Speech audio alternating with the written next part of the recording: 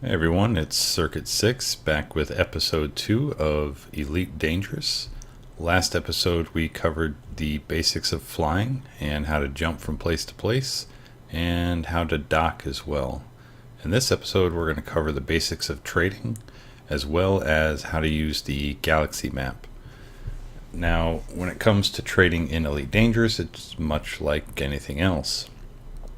You're going to want to buy commodities at a low price and sell them at a high price, and that is based on supply and demand. So if I open up the Starport Services menu and we take a look at the commodities list,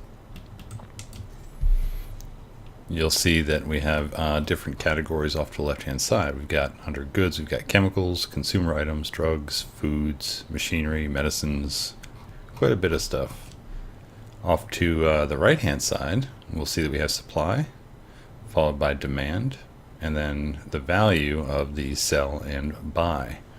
So right now, domestic appliances, I could buy one unit for 367 credits. Now if I was to sell that same unit here, I would only sell it for 342, which would net me a loss. So really the goal of the trading is you want to buy stuff at a low cost, bring it to another system, and sell it at a high cost to give you the most profit. So the way to determine whether or not you're getting a good value on the items that you're purchasing is, well, there's a couple ways actually. So the main way is by looking under supply.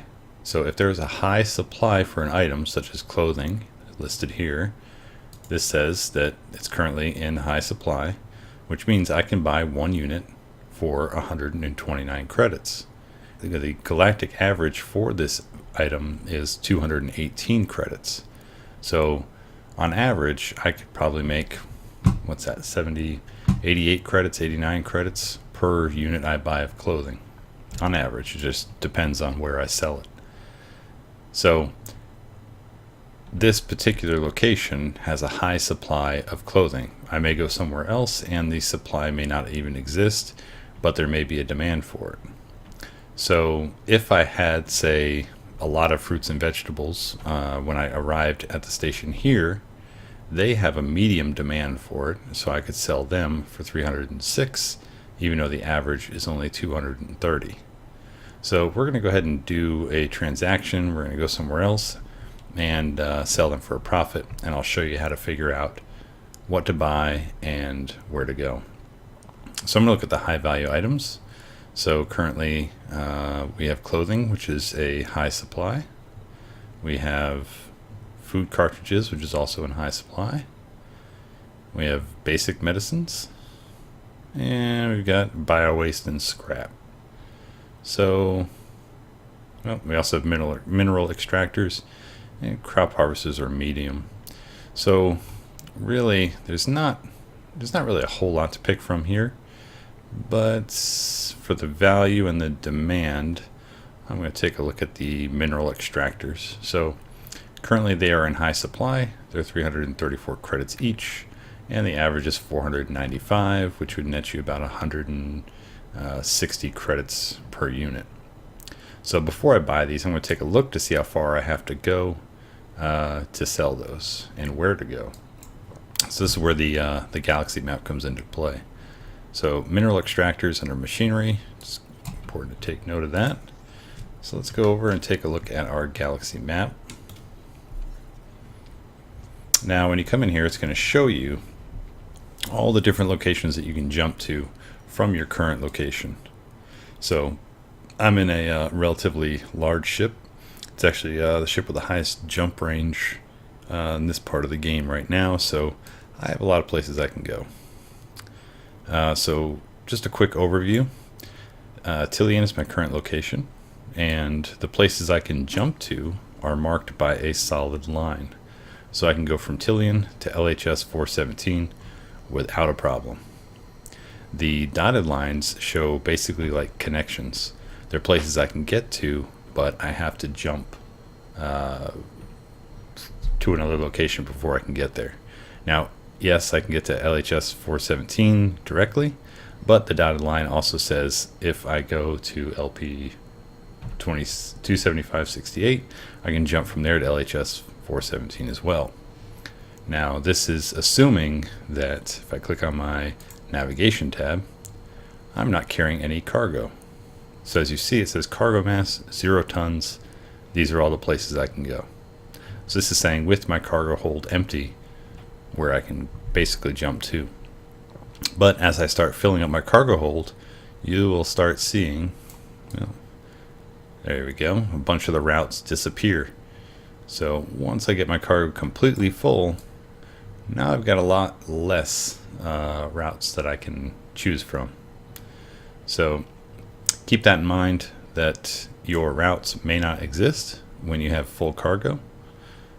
So always check that prior to making any jumps. My recommendation would be put your cargo all the way up at max before going on to the next part of this. So the next part of this, of course, is determining where you're going to go and what you're going to sell. So if I click on map,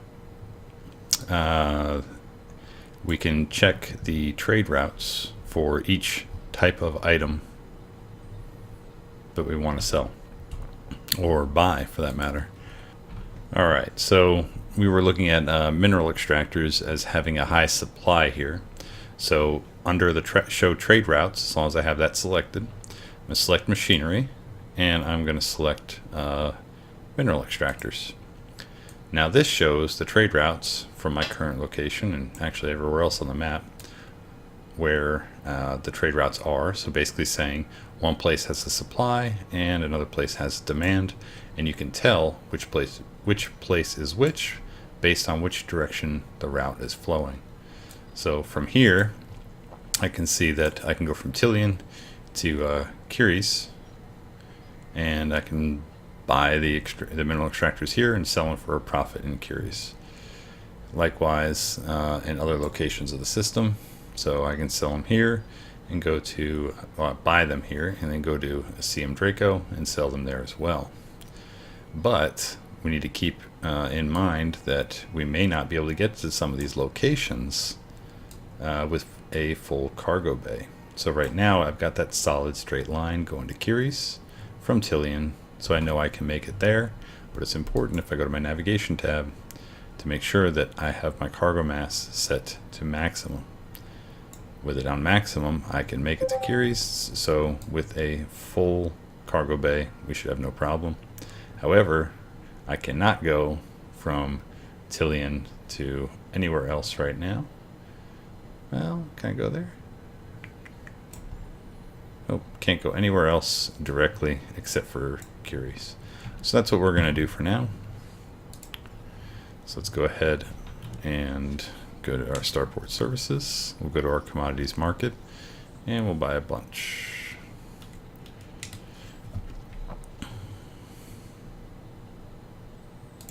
So we're going to buy the mineral extractors, and I'm going to buy 100 of them.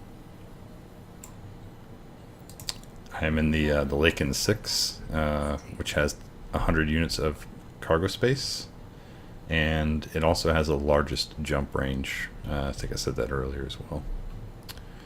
Alright, so now that I have that, let's go back to our star map real quick just to make sure, our galaxy map, just to make sure that we have the destination set correctly.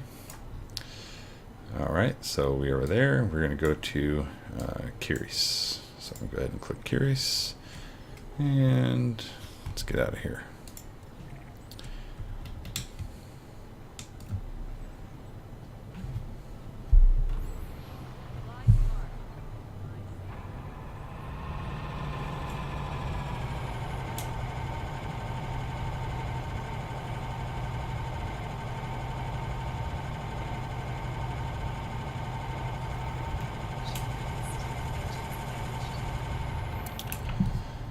Alright, so I'm not going to make you sit through the entire jump, so I will make this nice and quick for you, and we'll just fast forward once we get to our destination. So, we'll see you in Curies. Alright, so now that we're here, we'll just go ahead and dock and see how much we get for our mineral extractors.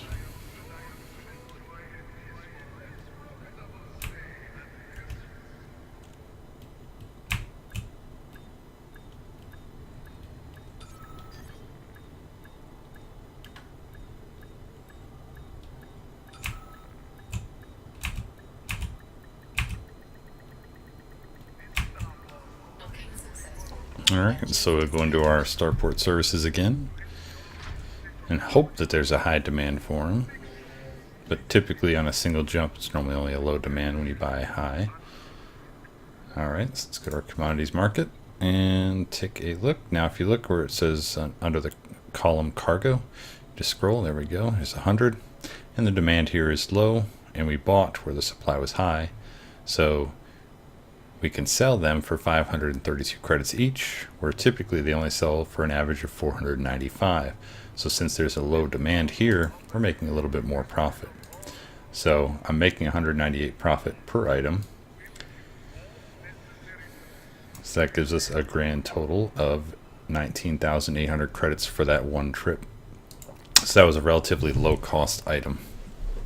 So go through it again real quick as a review. You want to buy when the supply is high, and then typically sell where the demand is high. Typically to do that though, you're going to have to make more than one jump. You're going to have to go to locations well off the beaten path from where the item is available. So you can look at the galactic average, and it'll give you a good indication where if you buy for 82, the galactic average is 64. So even though the supply here is low, the average being 64, you're probably going to lose money if you buy that. So you want to find one that's high, such as here we have minerals, a couple of them which are high. So we'll go ahead with what was that, lepidolite. We'll check that one. So let's exit. Let's go to our galaxy map.